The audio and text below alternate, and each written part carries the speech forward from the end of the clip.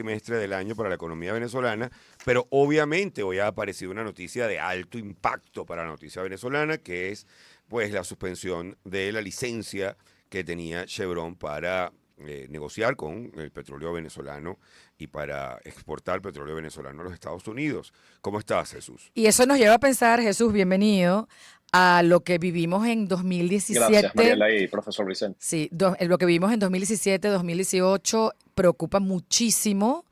Es un país diferente y distinto. Más bien los migrantes los están devolviendo una gran cantidad de Estados Unidos. ¿En dónde estamos parados? Seguido el Zoom. Vamos a Vamos a hacerle desconectar la cámara o hacerlo por teléfono para que nos oiga en tiempo real. Bueno, contrario a las expectativas iniciales para 2025, los primeros días de febrero han mostrado una desaceleración, quise decir, de la economía venezolana. Así lo han indicado economistas y bueno, se puede ver en el dólar oficial, el dólar paralelo que ya va más de 80. Bueno, esto preocupa, ¿no? Para No. todos. Y vamos a Hay una conversar con Jesús preocupación. Palacios precisamente sobre este tema, porque para quien quizás no está tan empapado del tema económico, para muchos la licencia y el dinero que entraba por esa licencia que Era un acaba de ser oxígeno. era el oxígeno con el cual se equilibraba el precio del petróleo. ¿Cómo estás, Jesús? Ahora sí te tenemos. Sí, perdonen, pero bueno, problemas de conexión. No, no te Una preocupes. tarde que hoy además es complicada para hablar de perspectiva, le decía. A ver, ¿cómo podemos hablar de perspectivas tomando en cuenta este factor que aparece el día de hoy?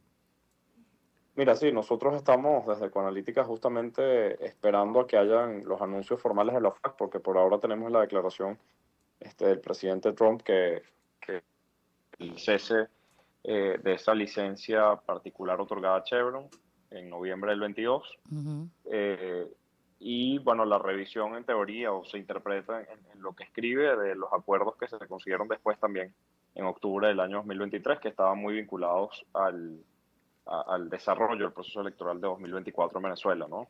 En Ecoanalítica habíamos previsto ambos escenarios, hay que decirlo. De hecho, podría decir que prevíamos que era más probable esta situación de la revocatoria de la licencia, quizás no tan temprano, esperábamos que todavía en marzo fuera un punto de discusión, pero lo que se entiende que está en el medio es justamente bueno, el cumplimiento de acuerdos que tenían que ver con el tema migratorio, que eran acuerdos internos entre el gobierno venezolano y el gobierno de Donald Trump, y bueno, justamente si hubo insatisfacción o hubo incumplimiento entre las partes, lo cual todavía nos queda por entender qué explican las partes, ¿no? A partir de esta reacción, todavía no tenemos claro, ¿no?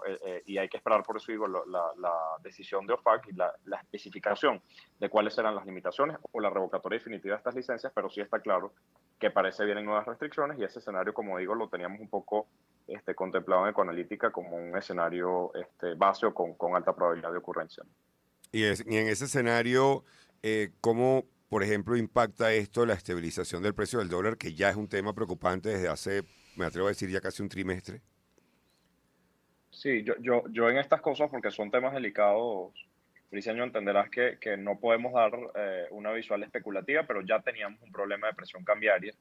El gobierno había venido restringiendo bastante la oferta de dólares en las mesas de cambio de la banca, pero bueno, justamente con la expectativa de que también la toma de decisiones políticas en Estados Unidos en el último mes y medio apenas ha sido bastante volátil, ha sido bastante impredecible y pareciera que acá, bueno, había justamente la previsión de que el escenario podía ser más complicado y que el escenario podía llevar justamente más limitaciones en las mesas de cambio. Entonces eso hacía justamente que nuestra previsión de mantenimiento, por ejemplo, de una brecha cambiaria, un Ujú, diferencial cambiario que está impactando mucho a los negocios y a los ujú, ujú. consumidores, y además esa presión constante hacia una devaluación se mantuviera como en nuestro escenario base de este año, ¿no? Es decir, Claro, efectivamente esto es un elemento que agrega presión. presiones a ese mercado, ¿no? Sí. Y uno piensa inmediatamente en 2017, 2018, donde nos vimos todos asfixiados. Hubo tiempo también de escasez. Yo no sé si eso podría llegar a pasar nuevamente. Ojalá que no, pero sin duda es un golpe para la economía del país que no le beneficia a nadie. Vamos a darle esa pregunta a Jesús, a ver, ¿a qué año se puede parecer este año? Si se puede decir de esa Sí, manera, y te vamos a dar el chance porque viene el alacrán de Tony Zúcar Qué y bello. ya venimos contigo. efectivamente en Ecoanalítica pues consideraban que esto era también una posibilidad. Por lo menos, ¿a qué año se puede parecer este año, tomando en cuenta que hay un arranque donde te dicen, no, bueno, es que enero está lento y ya estamos por febrero y entonces, bueno, enero ya va por 68 días No, vamos a estar claro que este país se activó después del 1 de febrero. y Y lentamente. además, y además dicen siempre aquí, ¿no? Que después de carnaval, siempre hay la especulación de cuándo se termina de activar el país, pero además llega esta noticia que obviamente genera, bueno, un cambio en las expectativas. Había Angustia. gente con, sí, mucho o más tranquilidad porque se estaban avanzando en los acuerdos migratorios y parecía que se está dando resultados. Y es verdad que eso parecía aquí un poco lento, pero en principio, bueno, como decía antes, no conocemos las características de ese acuerdo, ¿no? Cómo era específicamente la llegada y recepción de migrantes. Pero lo que sí es que, bueno, sabemos y como decíamos, entendemos un poco el impacto que tiene esto. Hay que aclarar que estas licencias se suelen revocar y tienes 5 meses de periodo de levantamiento realmente de toda o sea, lo que De la implica operación. las inversiones en campo petrolero y exactamente las operaciones que se vienen dando y por ende, bueno, vas a tener todavía un efecto gradual de la caída en la producción. Yo no lo compararía, la verdad, con un escenario 2017-2018 porque creo que eso sería que la respuesta fuera de nuevo más intervencionismo, más controles de precios, de nuevo una política de control de cambio más férrea, que fue también parte de lo que nos llevó a esa crisis, sobre todo de oferta, ¿no? Una crisis de oferta que, como decía Mariela, se tradujo en escasez. Yo no veo que las cosas vayan por ahí. Yo veo que podemos tener quizás un escenario más bien de mayor dolarización, de permitir y ser más flexibles del lado del gobierno con la oferta privada de dólares, con permitir Ojalá.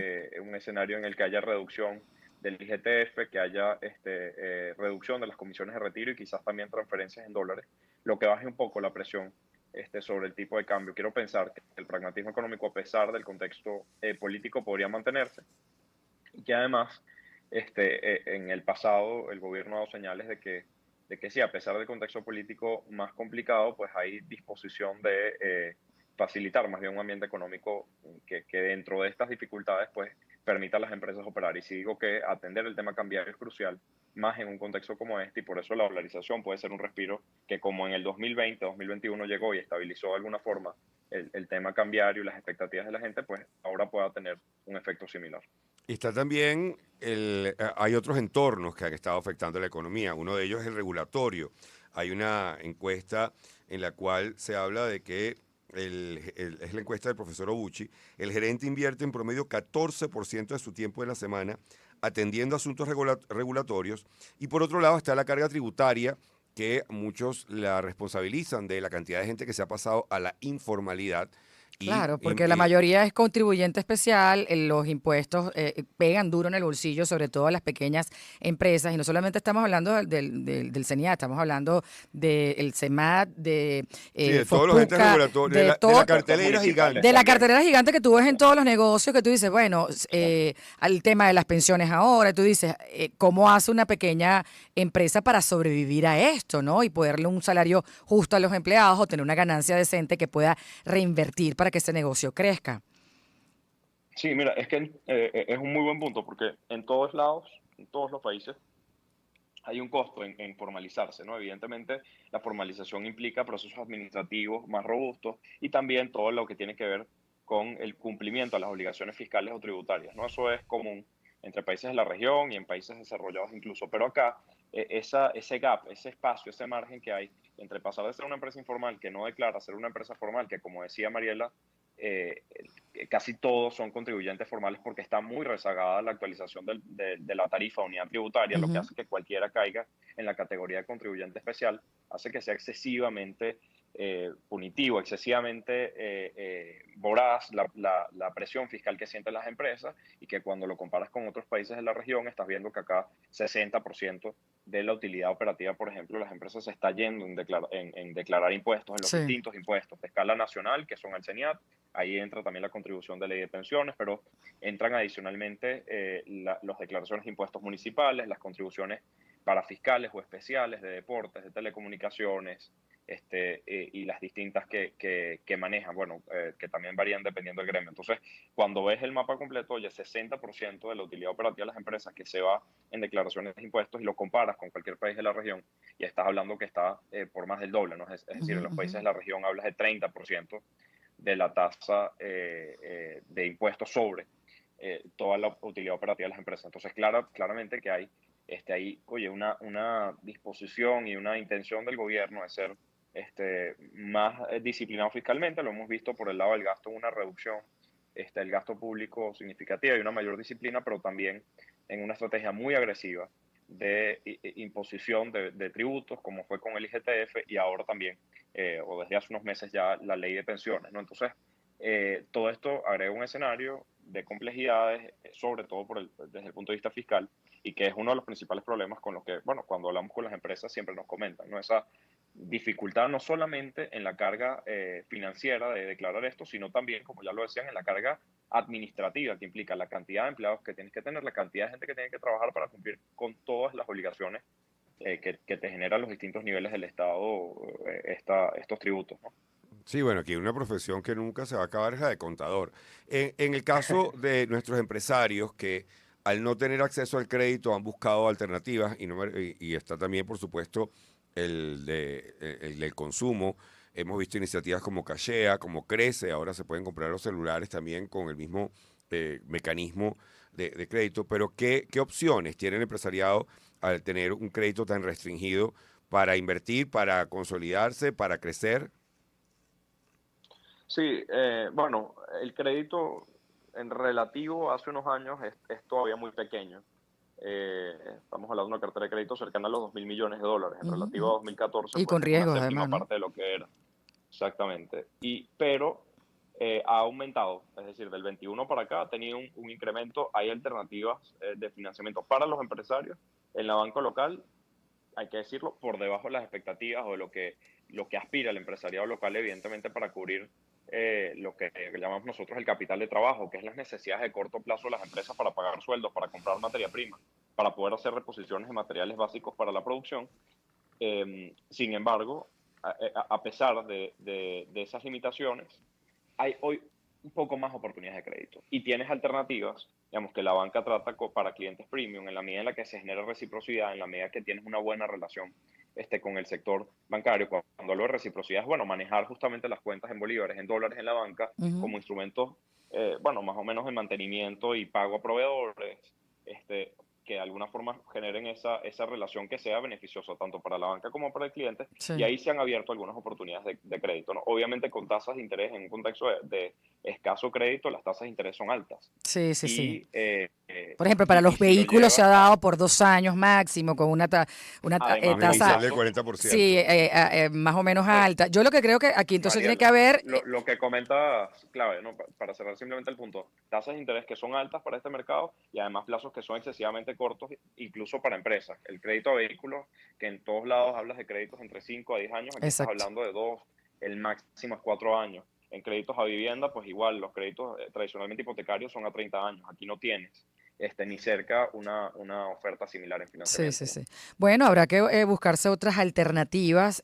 Primero, replantearse el tema tributario, importantísimo para darle respiro a las Y empresas. regulatorios de todo tipo. Sí, y tendrás que, bueno, invertir en otras áreas, el turismo, en la producción nacional y hacer otras alianzas con otros países con respecto a la venta del petróleo, porque si no, nos las vamos a ver negras todos acá. Y con respecto a la producción nacional, te quería preguntar también, quizás para cerrar, el tema de la competencia del producto local con el producto importado, que muchos industriales han pues comentado la dificultad de competir con productos que además muchos de ellos pasan, o por lo menos se sospecha que tienen que pasar por área de contrabando, porque los precios Ah, a los que no. llegan a competirle al local son precios que para el local, dado todo este marco, Sí. y no mencionamos el hecho de que el local tiene que, 91% de nuestras empresas tienen planta eléctrica y resuelven hasta su propia Pero agua. también ¿Cómo importar se está volviendo súper costoso, o sea que por todos lados, por donde lo mires, digamos, el empresario es el que sale de alguna forma medio perdiendo en esta historia.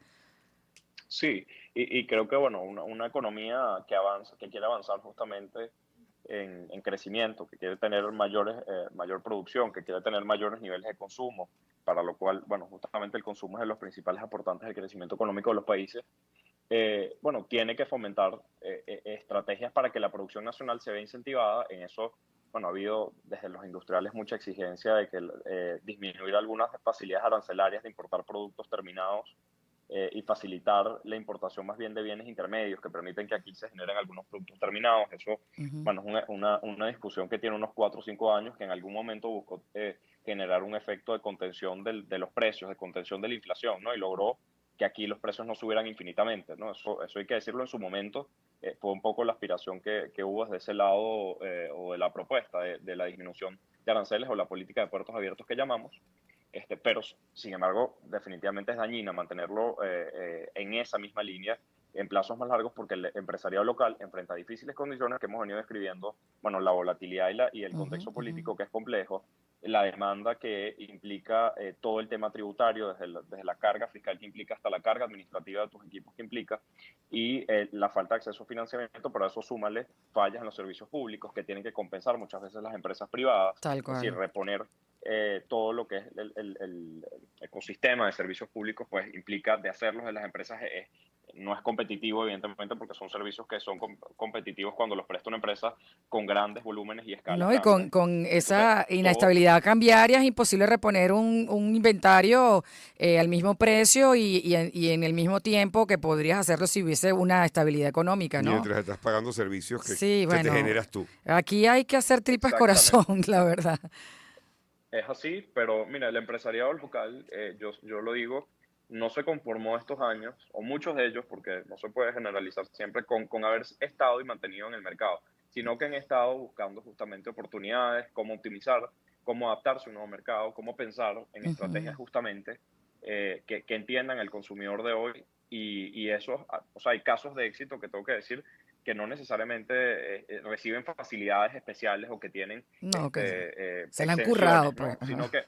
Sino exactamente. Y yo creo que un mensaje en un día como hoy es justamente que ya hemos pasado por momentos complicados, que es verdad que a veces resulta cansón, lo digo además como una persona joven que vive en Venezuela, pero que nosotros hemos sido capaces de reinventarnos incluso en las peores circunstancias, y que el país sigue, ¿no? Y que aquí hoy hay 27 millones probablemente de consumidores, y mañana también los va a haber, y que pensar justamente en productos y soluciones que permitan desde el lado empresarial atender un mercado que va a seguir demandando cosas, ¿no? Bueno, muchísimas gracias por este análisis precisamente de alguien que ya pensó, como la gente de Ecoanalítica, Bueno, que lo agarró Jesús también esto Palacio. como desprevenido. Ya No, me imagino no, hay una cantidad de cosas que que la no nos están estrategia nombrando irá porque mejorando en los días que vayan asimilando esto y vayan viendo otras perspectivas y panoramas, hay un ¿no? archivo que tenían en el escritorio de la laptop que lo tenían allí, pero la idea no era abrirlo ahorita, sino en marzo. Bueno, Jesús, muchísimas gracias. Así es, Bueno, así nosotros es. Gracias a ustedes por la invitación. vamos al corte y ya venimos. Son más de 107 estilos en un mismo dial. Honda, la superestación. En sintonía.